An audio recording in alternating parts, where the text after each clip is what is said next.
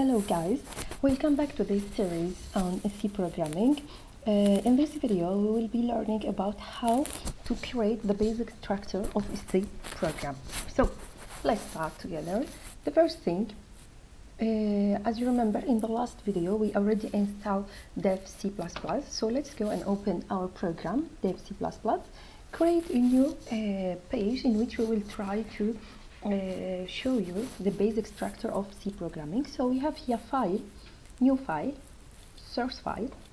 The first thing, as we said in the last video, you have the first thing, do not forget to register to save as your page. So we have here save as. After, we have to change the extension because we are using C, not C++, and we will give the name, for example, example1. And we will register it, for example, in desktop or whatever you want. So the first thing that we have to write here, we have include studio.h. So let's write the program together, and after I will explain line by line this program. Okay, so we have include studio.h.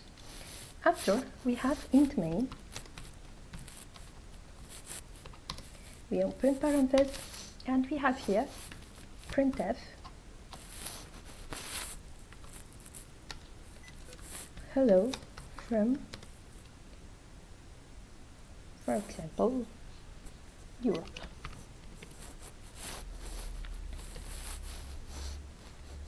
Okay, this is the basic structure of the program. Each time you will create a program, you want to create a program or a project or whatever, you have to start by writing this basic structure, okay? But what does it mean, this structure? The first thing here, we have include studio.h, okay? So include studio.h is a header file. It's the file that we have to write on the top of the program. It's the statement which tells the computer to insert the content of a studio at that particular place. So include, as the word in English means, to include is to add in this plane of code the content in what we have inside studio.h in this place. What is this studio.h? It's a library, okay?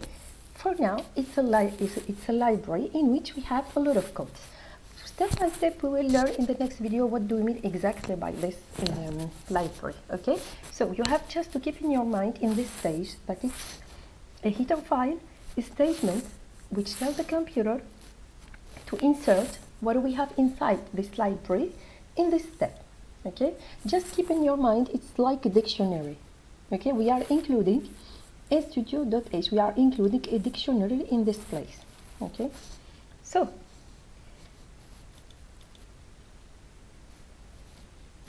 here the second line, int main. Int main, this is the start of the program. It's the start, we are launching the start of the program by this. So we are telling the computer your program has been started from here. We include our library here, but the real program will start from here, okay? We will see in the next video also what do we mean by int, etc. But now in this step, just you have to keep in your mind, this is the library that we include in this step, and here, this is the start of the program. The start of the program starts by parenthesis and ends by closing the parenthesis. Also, it's a must in this structure.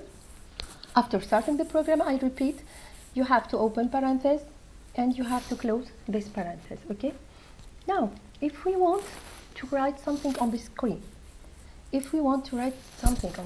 we have to use this keyword printf. In the first video, we already explained that C programming, it's a lot of words in English. Here, for example, we have hello from Europe. It's in English, okay? Include, it's English, but here there is some special words. For example, here printf, it's not English. For example, int, it's not English. It's something special for C. But how the computer will understand that? The answer is with studio.h. As we said, what do we have to find in this studio.h? All the words that the computer don't understand. It's like a dictionary. For example, English dictionary. If you will go and talk to a person, for example, in French, you have to go, and you don't know French, you have to keep with you a dictionary.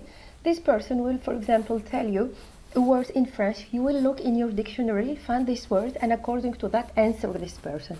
It's the same thing. Here, when the computer will find this word, the computer don't know what is the meaning of this word, printf, so it will go to the dictionary that we include in the header here, studio, look for this word, printf. Definitely we have the meaning of this word, printf, in this dictionary. The computer will understand, will find this word, will understand it, and will answer us according to these sentences, okay? So now, we're at the program. Now, let's execute this program. What do we mean by the word execute? So, we are writing program, we are waiting for result. So, the first thing that we have to see the result of this program. How can we see the result of the program? We have here execute, compile and run. So, we will click to execute, compile and run, and we will be waiting for the result. The devc will give us the result. So our result, you can see here on the screen, hello from Europe. So the output, the result of this program, it's hello from Europe. Why? Because we just asked the computer to come and to write on the screen these sentences. Okay? Printf, that means write me on the screen. What the computer will write on the screen? Hello from Europe. I hope it's clear for everybody. Now, if I want to write something else, for example,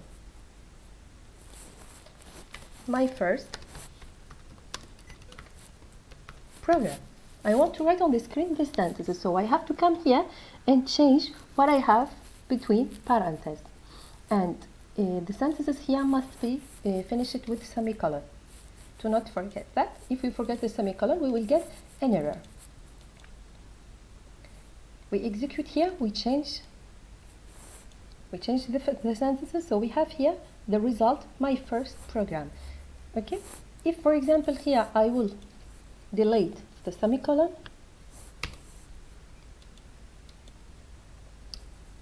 the execution will give me error here. You can see here, expected semicolon before bracket, and it will give me the line. Here in the line 7, expected, the computer, the program is expected semicolon before parenthesis. So before here is expected semicolon. So we have here execute,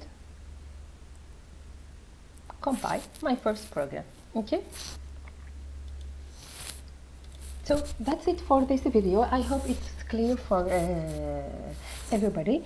So in the next video we will start by details, by programming with details in C, and we will start by variables. Thank you for listening.